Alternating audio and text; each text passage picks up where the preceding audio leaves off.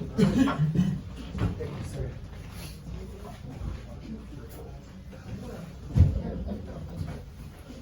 Good evening, everyone. What a beautiful, beautiful crowd. So nice. Okay, I will give you a choice. We can have a funny, sad story or a sad, funny story. One is about my back. As you can see, one of my shoulders is standing taller than the other shoulder. And the other story has to do with my best friend, who unfortunately passed away in the war.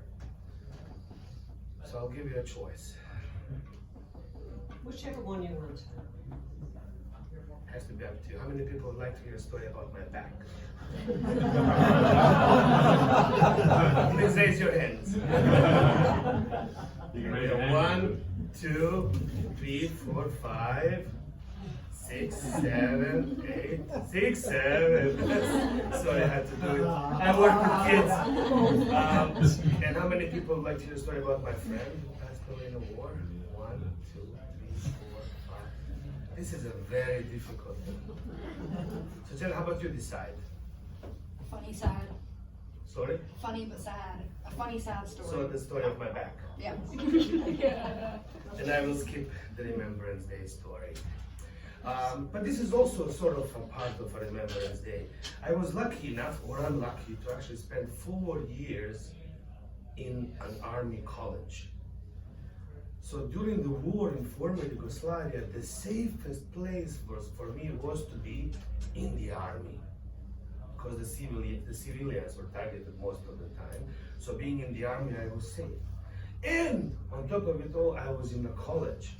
So I was just learning how to do the army thing. So I wasn't really allowed to do anything.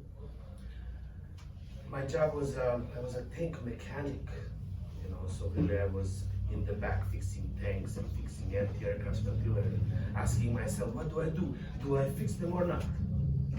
If I fix them, we're gonna kill somebody. If I don't fix them, they're gonna kill us. In any case, as a pacifist and as a Buddhist that I am, it was all against me. So it was such a moral dilemma. Do I do my job or not? I didn't do it really well anyways. So during those 4 years, it was a difficult time. This is in 90s, former Yugoslavia was falling apart. So we were under embargo. There was no places really for us to get food, we as Serbs. Which is funny because my family comes from Croatia. I was born in Bosnia, but I fought with Serbs. So after the war, everybody was like, you gotta get out of here. We don't want you there. So I came to Canada. Because I was like, okay, they love me over there. If you guys are bad for them, good for me. We really, as Serbs, we were targeted by the whole world. And again, I'm not a Serb really per se, but I ended up being there. So we had no food. There was nothing for us. Nothing was going in and out like we were under embargo. But we had plenty of guns. That was it. Funny enough, I met one of my friends who is a bass player now, like that. He was in the American army. He was shooting us down. We were shooting him, and so we didn't shoot each other. Now we play music. So we actually had a vacation because we were in school, and they said, okay, it's summertime, all kids must go on vacation. Yes, it's war, but you have 2 months, you can do whatever you want. So I don't want to go outside. I'd rather stay in my college because it's the safest place to be. Nobody was really attacking the army because we had the guns. But out there as a civilian, I was a fair target for everyone, especially with my name being Eldin, which comes from Aladdin, being surrounded with Serbs, like good luck. So I quickly changed my name. I became Ivan the Terrible. I could have chosen a better name, but whatever. I was like, 2 of my best friends were Nenad and Nenad. Nenad means sudden. So like if you don't plan a baby, it came suddenly, they give them a name Nenad. So 3 of us became best friends, and they said, okay, there's no way for you to go back to Bosnia. We're going to take you with us to stay with our family for a couple of months. We'll hide you, we eat whatever we have, we share everything, perfect. Okay, great.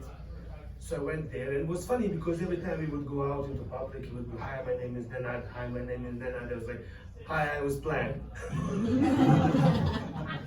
So really, because nobody really knew my name, I was just the planned one, or the guy that was planned. His parents loved each other. Oh. Quickly we realized there was no food in town. It was really like, suddenly three teenage kids. We were like in 18 years old at that time. There was really nobody could feed us.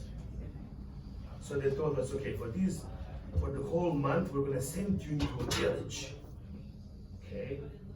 So one of the Nenad's grandfather was one of the most famous moonshine makers in one of the small villages. So like, you're gonna go help him make moonshine and whatever. Perfect. We're gonna be incognito, hiding in this small village in Serbia, like nobody will know us. We showed up, found out there was his grandfather, who was this very short guy who used to ride this bicycle that's twice the size of him. And he would just ride around the village, give expert advice on how to make moonshine from plum brandy, and he would not come back sometimes for days. Or they would find him, God knows, somewhere, like he was off to an assignment, and then he would just end up in a ditch somewhere, which is quite common in that part of the world. And grandmother, his wife, was a very forgetful woman. The most important part of this story. So we as young kids we went over there, and we usually would kind of wake up at 6 p.m. and go out into the village, taste the moonshine, eat whatever, and come back at 6 o'clock in the morning. They were getting up at 6 o'clock in the morning and going to bed at 6 p.m. So we rarely saw each other, which was really, really cool. We stayed for only 17 days. There was 17 things of bacon that they prepared for the winter. We ate it all, man. We ate all of it. We ate everything from the garden, the tomatoes, the peppers.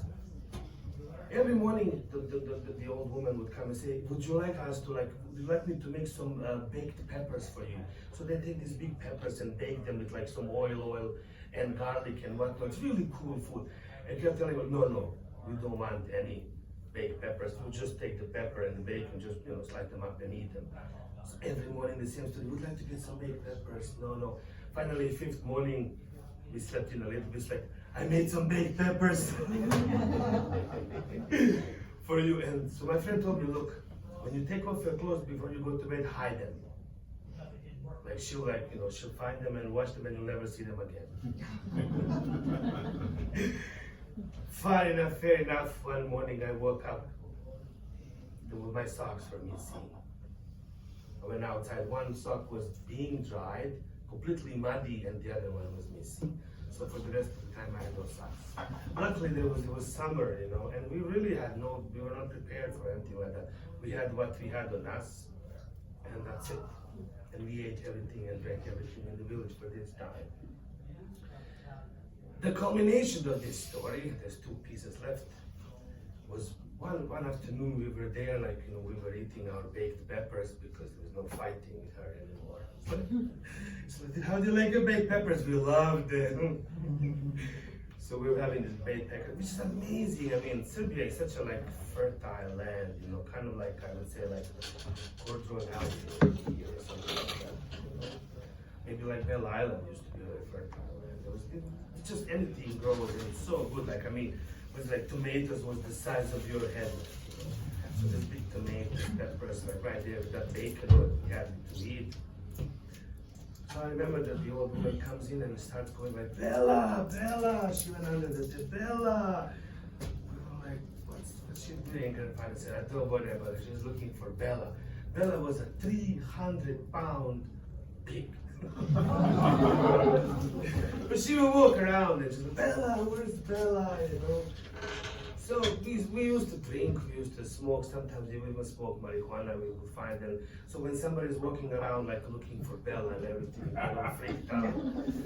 And I was always worried because I didn't want anybody to know that I'm half Roman Catholic, half Muslim, staying with Orthodox Christians. So if anybody was to find out, I would have been executed. really. So a lot of people just kind of hid me. Anyways, we survived these 17 days, which were the most amazing 17 days of my life, seriously. We had such crazy time. I would not believe that there's a small village in Serbia that parties that hard. Seriously, we were up every night going to these bar shops. I remember one evening, this friend of mine said, I have a trick I want to show you. I can take this cigarette and put it in my mouth and hide it and stick it out again. It's a really cool trick when you're smoking in a unit and your officer shows up and you have a cigarette, you're able to put it back into your mouth and stick it out again. Amazing. I don't know why the hell would you do that. So we were out there really drunk. This is amazing. Best parties happen during the war because you don't know what's going to happen tomorrow. So you might as well get wasted tonight.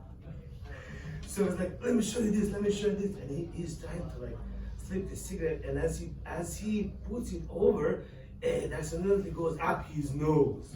And because it's just the enemy, so now he can't get it. He's there dancing, trying to get the cigarette out of his nose. And we're all dying of laughter. Nobody's even trying to help him.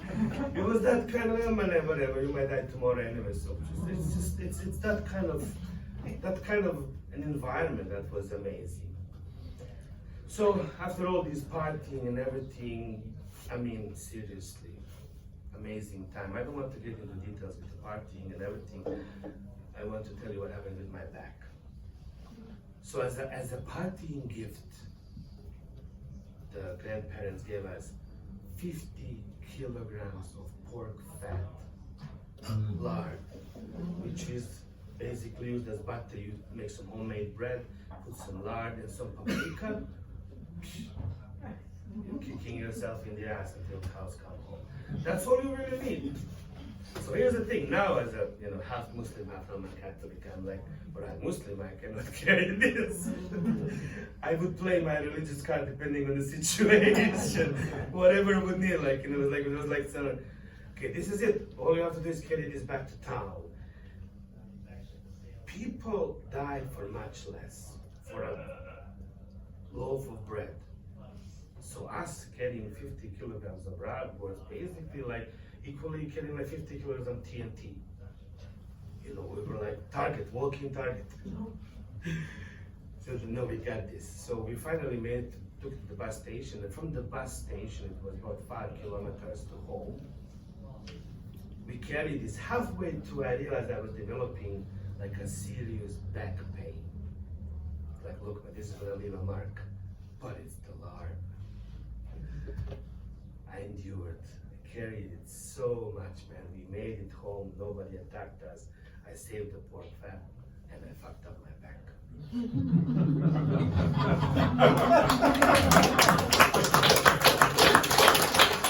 Thank you so much.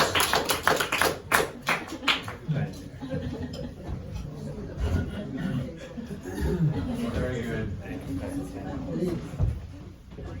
Sounds like my last trip to Costco. I had a great